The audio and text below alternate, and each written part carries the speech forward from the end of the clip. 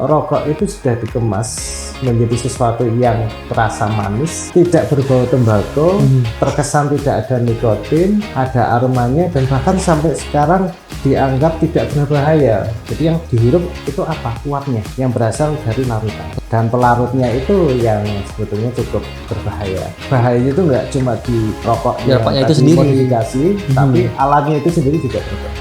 Nikotin itu ketika terhirup oleh tubuh, dia akan mengaktifkan satu reseptor. Ketika dia aktif, maka dia mengaktifkan 200 reseptor yang Ketika proses di klinik berhenti merokok, itu berapa lama? 3, 2, 1.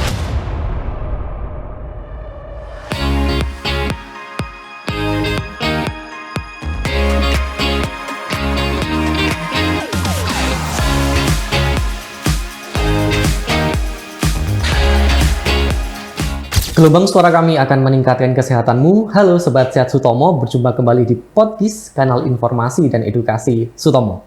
Bersama saya Ahmad Ilvani dari Instalasi Promosi Kesehatan Rumah Sakit RSUD Dr. Sutomo. Sobat Sehat, hari ini kita ditemani salah satu dokter, yaitu namanya Dr. Garinda Almaduta, spesialis paru konsultan. Nah, Dr. Garinda ini juga salah satu tenaga pendidik dan juga aktif menjadi dokter di Perhimpunan Dokter Paru Indonesia. Betul, dokter? Betul. Oke. Dokter, bisa disapa terlebih dahulu Sobat Sehat Sutomo? Halo sahabat Sehat Sutomo, apa kabar? Oke, dokter, hari ini karena masih di nuansa peringatan. Nah, peringatannya apa dia? Peringatannya adalah peringatan Hari Tanpa Tembakau Sedunia, dokter. Ya.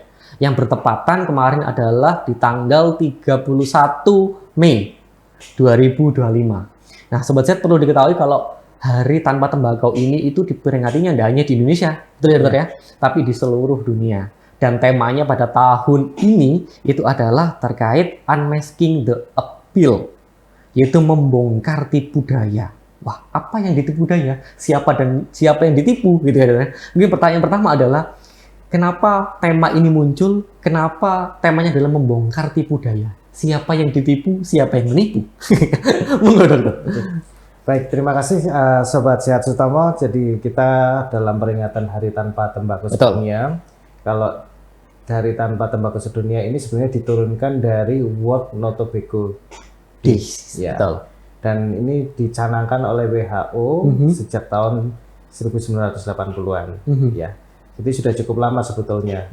Jadi saya mundur dulu ke awal terkait dengan peringatan Hari Tanpa Tembakau Sedunia. Jadi berawal dari keresahan dari WHO dan juga praktisi kesehatan terkait dengan epidemiologi merokok. Oke. Epidemiologi merokok itu ternyata jumlah perokok setiap hari semakin meningkat dan penyakit yang ditimbulkan akibat rokok serta beban ekonomi yang ditimbulkan akibat merokok itu semakin bertambah. Oke. Itu awal munculnya. Awal mulanya. Siap. Dan dicanangkan tanggal 31 setiap bulan Mei setiap tahunnya sebagai Hari Tanpa Tembakau Sedunia. Nah, pada tahun kali ini kita memiliki sebuah tema. Temanya adalah unmasking the appeal. Atau kalau kita rubah di bahasa Indonesia kira-kira adalah membongkar tipu daya. Oke. Membongkar godaan. Godaan. Nah, apa sih yang digoda dan apa sih tipu dayanya? Betul. Jadi saat ini industri rokok itu telah berkembang semakin pesat, semakin jauh dari awalnya. Jadi kalau dulu awalnya itu rokok itu kesannya adalah menjual tembakau atau melinting rokok saja dijadikan cerutu. Namun sampai sekarang ternyata produk turunannya itu semakin eye-catching, semakin menarik mengikuti perkembangan zaman dan mengikuti generasinya. Salah satunya kalau generasi zaman sekarang itu suka sesuatu yang glowing, suka sesuatu yang menarik, berwarna, berasa, beraroma. Sehingga produk turunan dari tembakau, produk lebih lanjut diversifikasi dari rokok itu mengikuti perkembangan zaman dan sasarannya adalah generasi muda ini. Jadi kita perlu waspada. Apa sih sisi waspadanya? Jadi kewaspadaannya adalah bahwa rokok itu sudah dikemas menjadi sesuatu yang terasa manis, tidak berbau tembakau, terkesan tidak ada nikotin, ada aromanya, dan bahkan sampai sekarang dianggap tidak berbahaya oleh sebagian orang. Nah, itulah yang menjadi kegelisahan kita sebagai praktisi kesehatan, bahwa ini tidak benar nih. Nah, makanya kita sebut bahwa ini adalah bentuk tipu dayanya, dan kita bongkar apa saja sih tipu dayanya. Oke, jadi tipu dayanya itu adalah nanti berkaitan dengan bagaimana kemasan tersebut, bagaimana nanti bentuknya seperti apa. Termasuk iklannya. Termasuk iklannya seperti apa? Termasuk iklannya. Oke. Bentuk-bentuk iklannya tidak melalui media massa lagi. Oke. Bahkan sampai ke media sosial atau sosmed. Nah, Dok, menjadi pertanyaan juga sebenarnya kita itu kalau kita ngomong rokok, kita sudah tahu bahayanya. Di kemasannya pun sebenarnya sudah tertulis. Betul. Tapi kenapa trennya kalau dari dokter adalah semakin banyak, bahkan menjadi sebuah epidemi misalkan. Ini why-nya kenapa? Kenapa terjadi gitu? Oke. Jadi kalau kita bedah kita berbicara rokok itu sendiri ya. Siap. Rokok itu sendiri kalau suatu batang rokok itu dibakar. Dibakar itu ada dua asap ya. Ada asap utama atau mainstream. Ada asap sampingan atau side stream. Oke. Ya. Dan semuanya ketika dibakar itu, yang dibakar itu kan tidak hanya tembakonya, tapi ya juga ada getah-getah tembakau, ada kertasnya, zat-zat tambahannya, sampai juga bagian dari rokok itu yang ikut terbakar, yang ikut terhirup oleh yang mengkonsumsinya atau orang-orang yang di sekitar yang mengkonsumsinya. Salah satu isinya adalah zat yang adiktif, itu adalah nikotin. Nikotin itu suatu senyawa yang ketika masuk ke tubuh dia akan terserap. Terserapnya melalui apa? Terserapnya kalau orang yang merokok itu menghisap asap rokok yang jenis konvensional ya, itu dihisap masuk ke dalam saluran nafas, kemudian dari saluran nafas dia akan sampai ke suatu kantong udara di dalam paru, alveoli, dan disitulah dia akan terserap. Ada yang sebagian masuk ke sistem pembuluh darah, beredar ke seluruh tubuh. Nah, efeknya apa? Zat-zat itu yang terserap. Kalau kita bicara nikotin, salah satunya dia akan menimbulkan zat adiksi. Jadi kalau tadi pertanyaannya kenapa? Salah satunya adalah sifat ketergantungan. Ketergantungan. Nah, pertanyaannya kenapa bikin tergantung gitu? Kenapa bikin tergantung? Karena dia zat adiktif itu. Yang sumber pengaruh di saraf, dokter. Saraf pusat. Sistem saraf. Saraf. Tidak cuma pusat. Sistem saraf perifer atau saraf tepi juga ikut terpengaruh.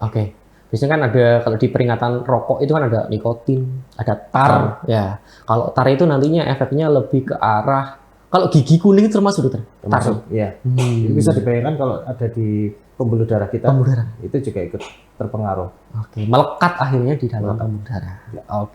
Nah, tadi dokter juga Harinda ngomong turunannya, ngomong jenis-jenisnya, ngomong diversifikasi.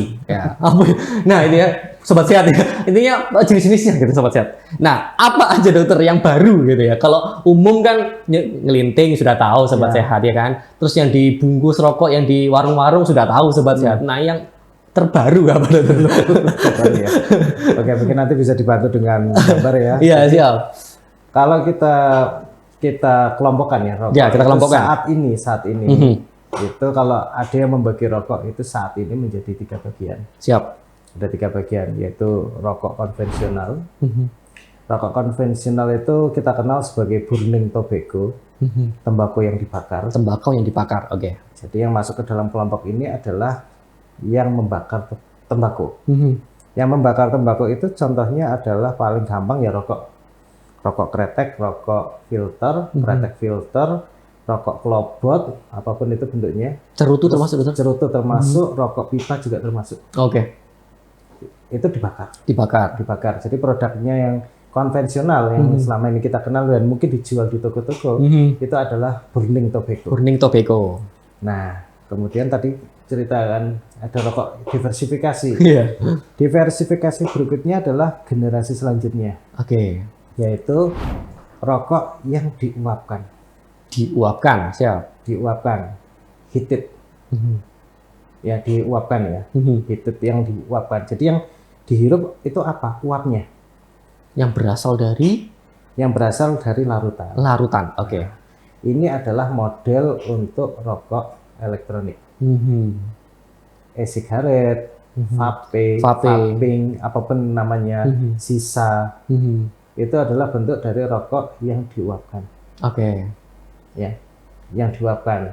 Nah, dia itu kalau kita kenal sebagai electric nicotine delivery. Ada juga yang non nicotine delivery, tapi tetap dua-duanya dianggap sebagai turunan dari rokok. Karena ada yang mengandung rasa tembakau, termasuk juga ada nikotinnya, ada juga zat-zat tambahan yang lain, Perisa-perisa yang lain. perisa-perisa yang lain. Oke. Dan pelarutnya itu yang sebetulnya cukup berbahaya. Oke. Pelarutnya yang berbahaya. Kenapa? Karena dia akan dipanaskan, kemudian pelarutnya itu akan menjadi uap, membawa zat-zat tersebut dan dihisap oleh pengkonsumsinya.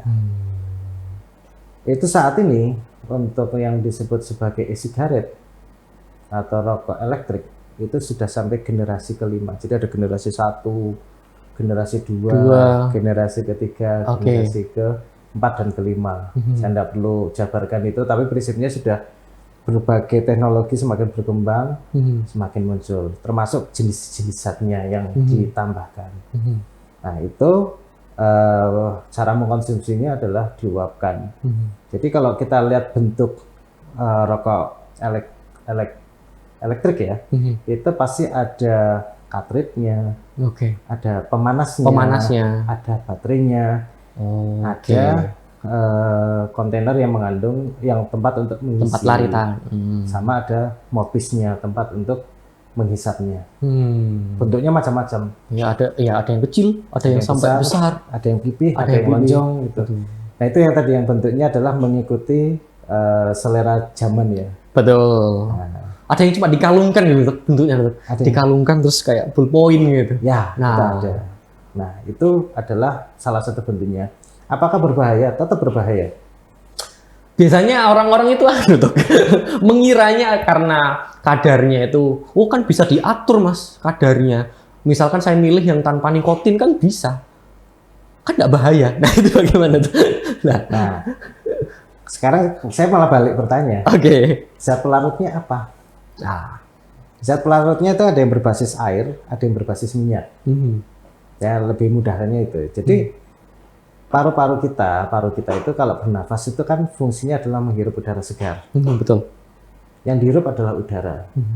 Tetapi kebiasaan kita menggunakan vape ini adalah memasukkan uap zat, entah itu aerosol, entah itu uapnya, yang bisa berisi pelarut air atau pelarut minyak, ditambah zat-zat berbahaya itu, dan dihisap dengan aerosolisasi atau kondensasi apapun itu masuk ke dalam saluran nafas sampailah ke paru kita di kantung udara itu, dan dia masuknya lebih dalam. Kerusakannya sebetulnya lebih dalam. Bahkan zat-zat yang tadi pelarut minyaknya itu dia kan berbasis minyak ya. Itu juga akan melewati saluran nafas, bisa jadi bereaksi dengan laput lendir yang ada di saluran nafas. Jadi itu berbagai macam penyakitnya. Jadi kalau ngomong penyakit, saya jadi kepengen ngomong penyakit nih. Kalau rokok konvensional itu kanker paru, penyakit paru obstruktif kronik, ya TBC, itu biasanya memiliki faktor risiko untuk terkena penyakit itu. Nah, semakin alatnya semakin spesifik, semakin diversifikasi, semakin beragam, termasuk zat yang dimasukkan, penyakitnya bertambah. Ada penyakit paru interstisial, ada yang disebut EVALI, electric vaping acute lung injury, atau cedera paru akut akibat vaping. Nah itu adalah contoh-contoh penyakit yang sebetulnya mulai muncul. Nah, di zaman ini menambah keragaman penyakit akibat rokok konvensional tadi. Rokoknya beragam, akhirnya penyakitnya pun juga turut beragam. Oke. Itu baru kelompok kedua. Masih ya. kelompok kedua ini dok, ya, Ya. masih kelompok kedua. Nah, Semakin canggih rokok itu. Nah, yang ketiga. Ada lagi yang ketiga. oke. Nah pertanyaannya, loh kok kita harus tahu supaya apa? Supaya kita tidak termakan tipu daya. Balik lagi ke tema utama tadi itu ya. Ya, jadi kenapa Tipu kita daya. menceritakan ini? Hmm. Karena supaya kita tidak terkena tipu daya. Jadi ada satu jenis rokok lagi yang kelompok ketiga, namanya HNB. HNB, HMB. Heated Not Burn. Oke. Dipanaskan tapi tidak dibakar. Oke.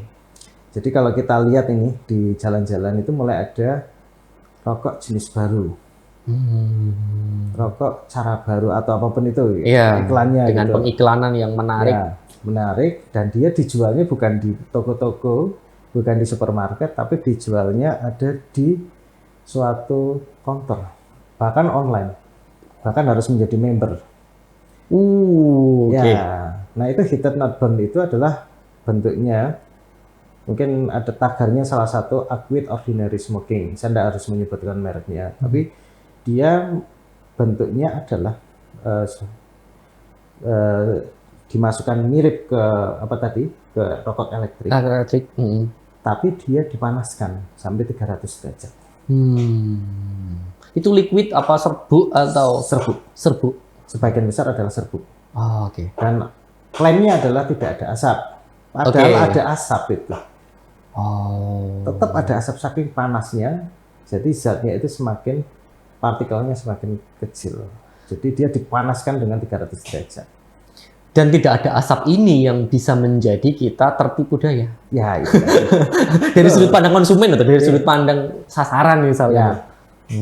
Nah ini yang perlu kita hati-hati. Oke. Jadi bentuknya macam-macam, dan beberapa kasus yang terhirup itu tidak cuma zat yang tadi dianggap zat apa rokoknya itu, Rokoknya. pelarutnya itu. Bahkan kadang-kadang kebocoran baterainya itu pun, karena baterai itu kan bocor. Betul. Ada Ikut- cairan coklat kayak apa gitu. Ya, itu ikut terbakar atau ikut terpanaskan kalau yang di generasi kedua masuk ke dalam tubuh kita, dan zat-zat yang ada di baterai itu sebetulnya kan penyebab kanker. Betul. Itu ada Karsinogenik. iya hitam melingkar itu bisa. Ya, itu bentuknya ada tabung. lah, itu bisa kebakar. Ah. Bukan kebakar, dipanaskan atau diuapkan, ikut terhirup kita. Nah, makanya tadi ini yang di kelompok ketiga, bahayanya itu nggak cuma di rokoknya, Rokoknya yang itu tadi sendiri. modifikasi, tapi alatnya itu sendiri juga berbahaya. Nah ini kenapa kita ceritakan ini, yaitu tadi sudah ada berbagai macam bentuk, sudah ada tampilan yang menarik, berwarna, beraroma.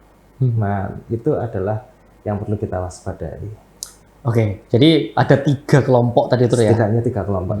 Dan tidak mungkin dari ketiga ini tuh dikasih apa informasi itu tidak bahaya, itu tidak mungkin dokter ya. Ya logikanya tidak mungkin. Tidak mungkin. Nggak mungkin. Karena sudah ada pasti ada pembakaran di situ, pasti akan tetap berbahaya. Tetap berbahaya. Nah, kalau kita ngomong sasaran, kan yang paling enak itu kan kaum muda.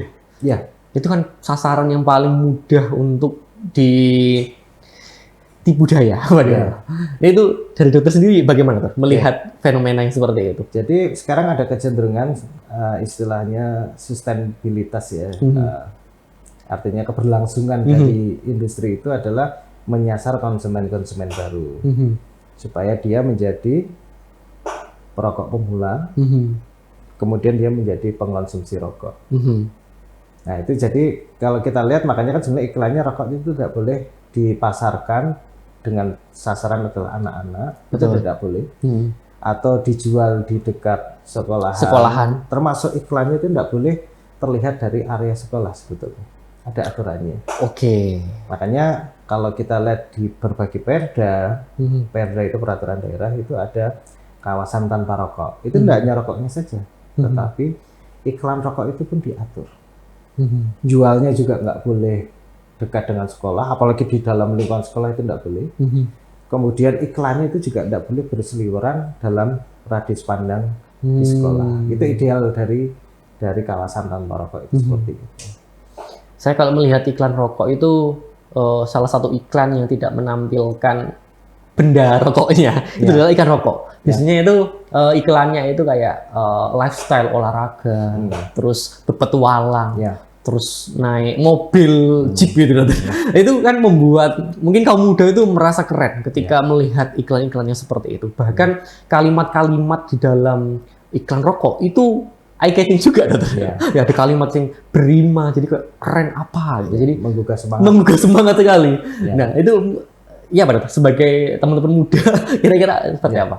Ya itu tadi ada yang disebut sebagai alam bawah sadar ya. Iya. Jadi sasaran iklan itu adalah mempengaruhi alam bawah sadar kita. Jadi ya itu tadi tipu dayanya adalah membuat kita terpengaruh di alam bawah sadar. Sebetulnya di situ. Jadi kalau tadi kenapa dibikin Paham. kalimat yang menarik, Keren. gambar yang menarik, Oh, ya itu tadi. Ini adalah bagian dari strategi promosi pastinya. Yang kedua adalah mempengaruhi alam bawah sadar supaya tetap merokok, tidak berhenti merokok, atau mencoba merokok. Nah, itu yang perlu kita juga waspadai. Oke. Karena di sosial kita, di lingkungan kita ada beberapa pola pikir yang menganggap kalau rokok itu keren. Lek kamu nggak ngerokok, kalau Anda nggak ngerokok, nggak bisa masuk di dalam pertemanan Circle. kita, misalkan gitu. Itu kan terjadi, Dok. Ya itu terjadi. Itu terjadi. Ya itu faktor dari psikologi sosial ya, Betul. psikologi sosial, psikologi massa. Dan itu juga susahnya di Indonesia. Mau kebiasaan merokok ini adalah sudah menjadi kultur. Sepakat, Dok. Kultur dan akan susah karena sudah cukup banyak perokok di kita dari semua kalangan, bahkan pejabat juga terang-terangan merokok di hadapan masyarakatnya, Betul. bahkan influencernya. Nanti saya juga pengen komentar itu. Rokok itu sekarang diiklankan itu tidak cuma di media massa, tidak cuma di TV, tidak cuma di billboard, Di billboard. tapi sudah masuk ke dalam sosial media. Saya kalau harus nyebutin Instagram, TikTok, ataupun Facebook, setidaknya 3 platform itu. Kalau Anda lihat, kita perhatikan, influencer itu kadang-kadang mengiklankan atau mengendorse lah. Iya, betul. Mengendorse atau menunjukkan rokoknya. Itu adalah bagian dari itu Kehidupan, tadi. lifestyle-nya. Lifestyle-nya atau memang dia sengaja iklan dalam iklan terselubung. Oh ya. Nah, itu tipu daya dari di area situ, Dokter ya. Nah, Karena kan kalau influencer kan kita selalu menjadi setiap hari kita melihat scroll sosial media. Bahkan itu juga mau tidak mau hal kecil itu kan masuk di dalam direkam oleh otak kita, gitu kan? Yang pastinya akan berpengaruh di perilaku kita, kecil enggaknya pasti akan berpengaruh. ya, itu tadi. Apalagi influencer yang punya pengaruh besar. Ya, itu tadi. Jadi tipu dayanya Tipu adalah daya di sudah situ. sampai ke media sosial.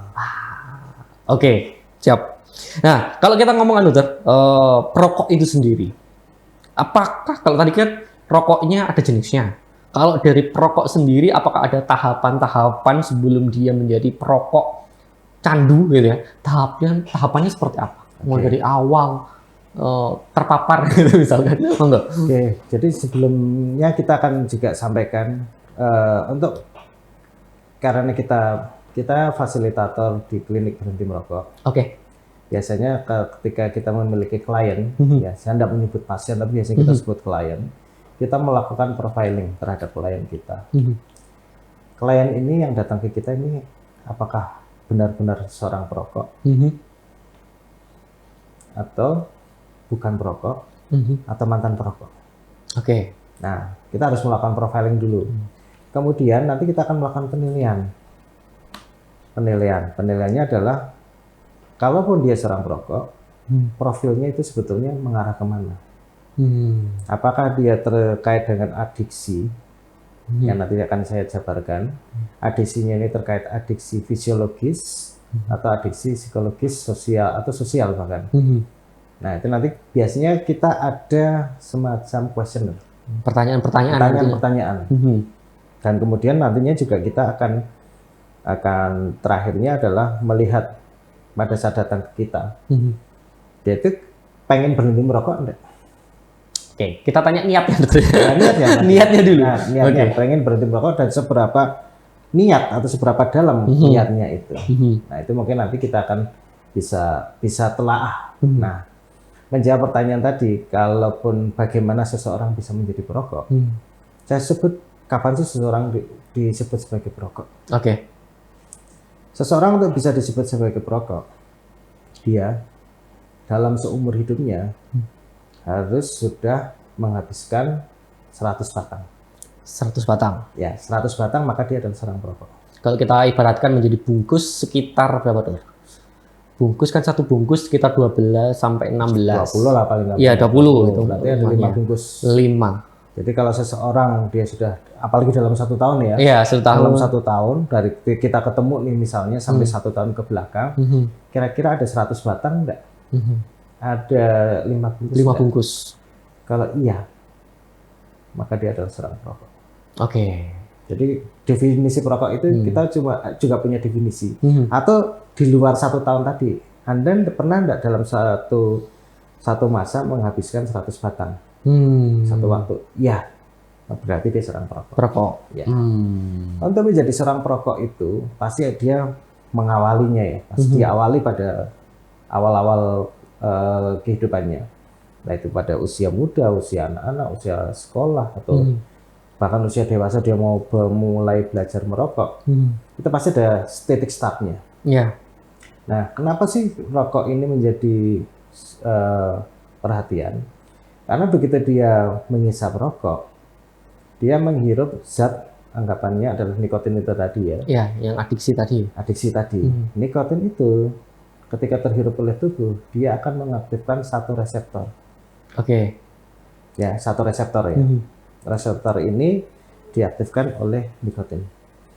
Anggap aja ditempelkan zat nikotin. Dia jadi aktif. Oke. Ketika dia aktif, maka dia mengaktifkan 200 reseptor yang lain. Oke.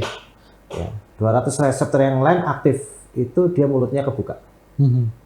Artinya dia harus mendapatkan asupan nikotin. 200 reseptor ya. Makanya dia menghisap lagi yang kedua mungkin ya. Karena kalau menghisap pertama tidak ada efeknya, mungkin dia sudah berhenti ya.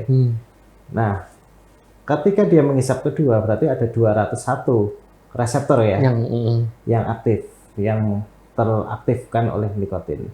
Dia mengaktifkan lagi 200 kali reseptor tadi. Jadi 201 kali 200 teraktifkan berapa itu tadi angkanya, dan terus.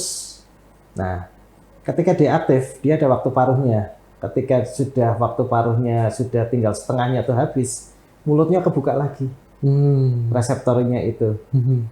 Maka dia mencari rokok lagi untuk memenuhi craving-nya itu, ketagihannya itu. Ketutup lagi, kalau masih ada reseptor yang belum aktif, 200 kali lipatnya lagi. Makanya itu adalah satu lingkaran setan. Kenapa sih orang tidak bisa berhenti merokok? Nagihnya itu. Oke. Kenapa ini harus kita pahami? Karena ini adalah bentuk adiksi fisiologis. Oke. Fisiologis ya, dalam bahasa kedokterannya adiksi fisiologis. Karena dia merasa itu menjadi suatu kebutuhan. Jadi lingkaran tadi yang nggak pernah putus. Gitu. Ya, itu kenapa agak susah membuat orang langsung berhenti merokok. Nah, lalu kapan disebut sebagai mantan perokok? Mantan perokok ya. Oke. Kalau dia misalnya berhasil berhenti dari kebiasaannya merokok dan dia sudah 1 tahun. Oke. Tidak merokok. Dia adalah seorang perokok dan sudah berhenti dalam 12 bulan. Maka kita bisa sebut dia sebagai mantan perokok. Oke, itu setelah penentuan status di awal dokter ya? Ya. Oke. Selanjutnya dokter? Yang selanjutnya itu kan bukan perokok ya. Jadi bukan perokok yang tidak memenuhi 2 kriteria tadi. Jadi ini contoh, ada orang ketahuan belajar merokok. Dibawalah ke kita, ke klinik berhenti merokok. Dia statusnya apa nih? Perokok atau bukan perokok? Dia baru belajar. Oke. Oh iya ya. Belum sampai 100 dokter ya. Sampai 100. Belum 100 soalnya. Sebenarnya belum bisa disebut sebagai perokok. Oh. Itu contoh kenapa kita harus membagi ini perokok, mantan perokok, bukan perokok.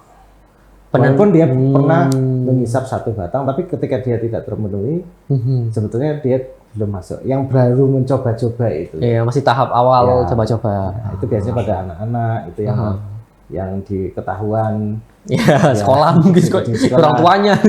Ya, apakah dia seorang perokok sebetulnya Ya, dia mungkin sudah mengkonsumsi rokok, tapi belum termasuk kriteria yang tadi. Jadi penentuan tadi itu ketika sudah ditentukan statusnya itu kan berpengaruh terhadap nantinya pelayanan yang akan dilakukan dokter. Ya, kalau kita di klinik berhenti merokok. Karena kita sudah melakukan profiling ya. Ya. Profiling kedua adalah tingkat adiksinya itu tadi. Kalau dia perokok, kita pengen tahu nih tingkat adiksinya seberapa dalam. Makanya biasanya kita akan bertanya juga nih, perokok ini seberapa kuat adiksinya. Ada namanya Fagerstrom questionnaire. Biasanya kita gunakan untuk melihat tingkat adiksinya. Pertanyaannya sebenarnya krusial sih. Jadi kita sebenarnya dengan bertanya aja kita bisa tahu, oh ini sebetulnya arahnya dia adiksinya, tingkat adiksinya tinggi, sedang atau rendah. Oke. Kalau kita sudah bisa menentukan tingkatnya, sebetulnya kita juga nanti bisa memberikan intervensi nantinya. Oke. Dari pengalaman dokter di poli berhenti merokok, umurnya dokter, itu rata-rata di umur berapa dokter? Atau ada yang termuda deh berapa juga dokter? Oke, kalau orang yang datang berhenti merokok, kalau kita terakhir di program ya, biasanya itu program ada usia dewasa muda, dia pengen berhenti merokok. Satu, kebetulan di perusahaannya ada program berhenti merokok. Ini pasien saya terbanyak, klien saya terbanyak ada di sini. Karyawan pengen hasil MCO-nya kurang baik. Oke. Terus programnya adalah ikut program berhenti merokok. Berhenti merokok. Nah, biasanya datang ke kita, ke konselor untuk ikut program berhenti merokok.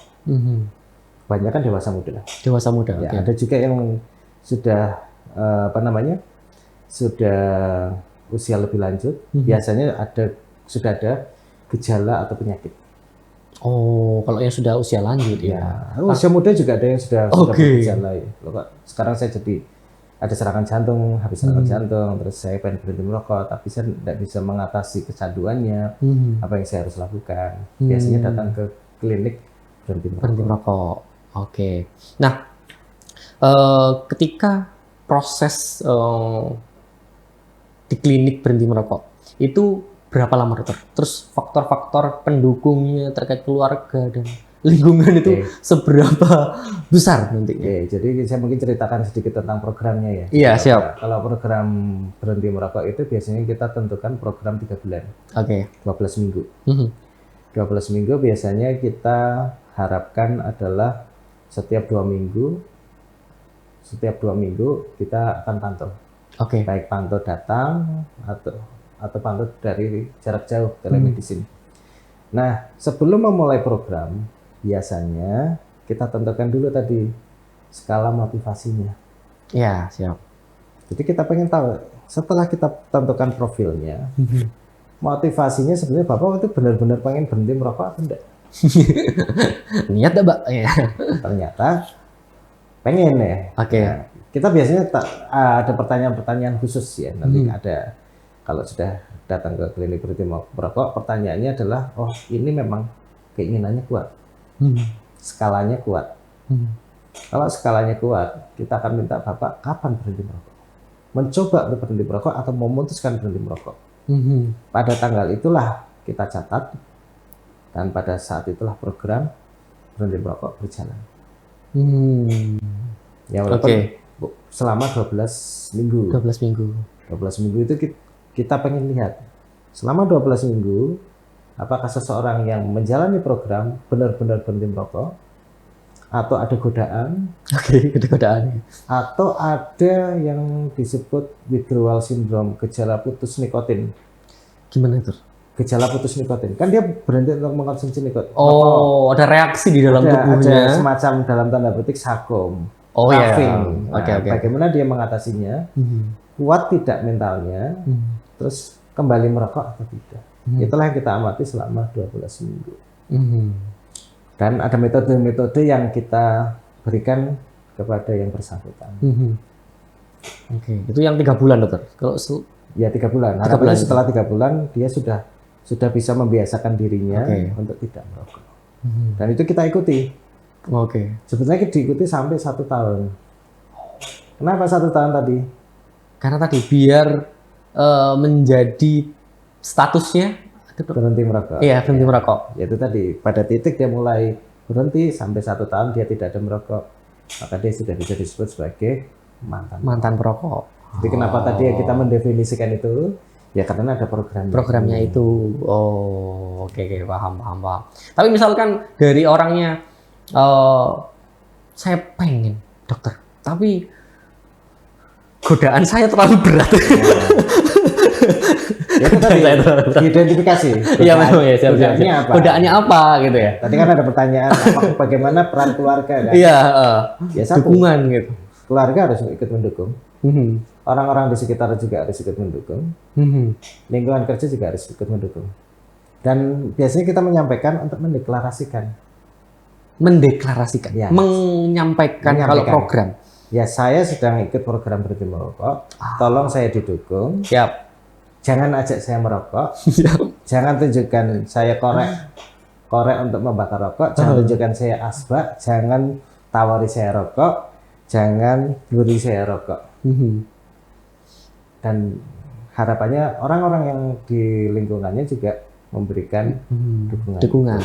Makanya ketika ini dia harus deklarasi, termasuk kepada teman-temannya yang sedang rokok. Ya, aku lagi ikut program berhenti merokok. Tolong dukung saya. Saya pengen saya berhasil berhenti merokok.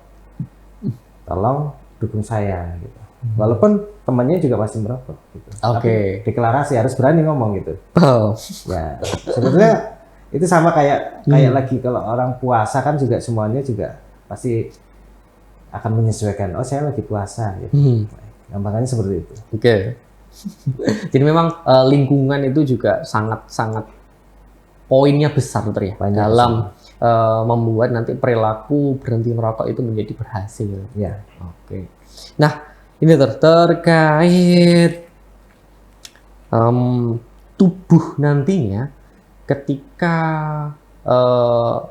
perasaan sakau tadi itu atau craving tadi itu sebenarnya yang terjadi dalam tubuhnya itu ya dari sudut pandang pasien. Oke. Jadi kalau di klien-klien kita biasanya sebelum dia berhenti merokok, kita akan menyampaikan kalau Bapak berhenti merokok 1 jam, efek yang Bapak rasakan apa? 2 jam yang efek Bapak rasakan seperti apa? 4 jam misalnya gampangannya. Nadinya itu biasanya tidak cepat. Nadinya aja. Coba perhatikan kalau kita Bapak yang merokok ya, Bapak atau Ibu yang merokok, perhatikan kalau lagi ngerokoknya cepat, detak jantungnya atau nadinya itu cepat enggak? Kalau dia berhenti, bagaimana? Kalau berhenti 8 jam, apa yang terjadi? Coba perhatikan selain nadi, mungkin pola nafasnya juga mulai enak. Kalau 3 hari berhenti merokok, lidah kita itu pengecapannya kembali menjadi lebih enak. Kemudian hidung pembau kita menjadi lebih sensitif lagi. Ya, lebih sensitif lagi. Makanya orang yang berhenti merokok pengennya apa? Makan salah satunya. Ya, karena apa? Tuh tiba-tiba kok indera pengecapan saya kok menjadi lebih baik. Kok saya lagi senang wangi-wangian ya. Sekarang kalau bisa membedakan perbedaan dua rasa gitu. Oh, indera perasanya lebih. Ya, karena dia tes budnya itu kembali normal. Ada lagi pada 1 minggu misalnya, 1 minggu dia tidak merokok. Kalau kita sampaikan, jangan kaget kalau Bapak malah jadi batuk-batuk. Nah, kenapa kok saya jadi batuk-batuk? Kaget bisa nih. Kenapa nggak merokok jadi batuk? Nah, kenapa? Itu malah bagus. Kenapa? Karena bulu-bulu getar yang ada di saluran nafas kembali normal. Jadi orang merokok itu bulu-bulu getarnya yang fungsinya ketika ada benda asing dia membuang benda asing jadi rusak kan.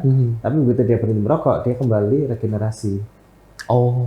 Ya. Nah, begitu dia ada udara berdebu sedikit aja, dia jadi lebih protektif kan. Lebih melindungi saluran nafas. Makanya dia malah nafasnya jadi batuk. Ya, karena Bapak bulu-bulu getarnya kembali normal. Nah, setelah 2 minggu resiko-resiko penyakit-penyakitnya semakin turun. Resiko jantung, resiko kanker, resiko kena penyakit TBC itu turun. Ya. Jadi kalau itu yang perlu kita sampaikan, nilai positif kalau seseorang berhenti merokok itu Merokok. apa? Oke. Nah, itu sobat sehat terkait poli berhenti merokok. Jadi kalau kita ke poli berhenti merokok itu setiap hari kerja dokter ya? Ada. Kita Setiap hari kerja lihat di sana jadwalnya. di poli paru nanti ada yang spesifik di berhenti merokok. Berhenti Betul. merokok. Nah, kita kembali ke pemuda tadi dokter. Ya.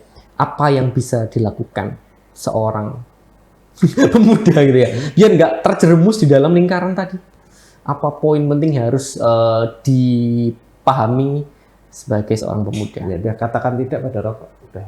Oke. Ya. Say no. Ya. Say no. Oke. Jadi membatasi langsung dengan tamengnya adalah Ya, tidak katakan merokok. tidak. Oke. Tidak mau mencoba juga. Ya. Ya, karena memang rata-rata orang muda itu senangnya karena memang mencoba-coba. Ya. Titik awalnya adalah di situ. Ya. Oke. Berani mengatakan tidak. Berani mengatakan tidak. Ya. Oke. Ada lagi dokter yang ingin disampaikan terkait Hari Tanpa Tembakau, terkait rokok, terkait industri? Ya, jadi secara prinsip kembali lagi saya mengingatkan kepada Sobat Sehat Sutomo untuk tidak merokok. Bila Anda ingin berhenti merokok, bisa datang ke kita, Betul. ya, ke klinik berhenti merokok. Baik, dan jangan lupa jangan sampai terlena oleh tipu daya, oleh bahasa-bahasa yang iklan, oleh bahasa-bahasa yang wah ini kayaknya perlu dicoba. Nah itu kita perlu Ya, membentengi kita perlu diri. membentengi diri. Betul. Ya. Nah itulah obrolan kita terkait Hari Tanpa Tembakau Sedunia dengan Dokter Garinda. Jadi semoga apa yang kita obrolkan sekarang dokter itu sobat sehat semuanya dapat ternyata seperti ini. Ternyata kita harus seperti ini. Dan kalau misalnya kita mau berhenti merokok tadi kita bisa diarahkan ke poli berhenti merokok di Poli Paru RSUD Dr. Sutomo. Ya. Nanti ada beberapa metode yang bisa kita perkenalkan itu. Betul. Ada beberapa juga yang misalnya menggunakan farmakoterapi atau yang non farmakoterapi. Oke. Kata terakhir dokter, pesan terakhir adalah Pesan terakhir adalah gelombang suara kami akan meningkatkan kesehatanmu. Halo Sobat Sehat Sutomo, berhentilah merokok. Oke, terima kasih Dokter Garinda atas informasinya. Ya. Semoga kita tetap sehat selalu. Sampai jumpa lagi di podcast berikutnya. Sekian dari kami, salam sehat. Salam sehat.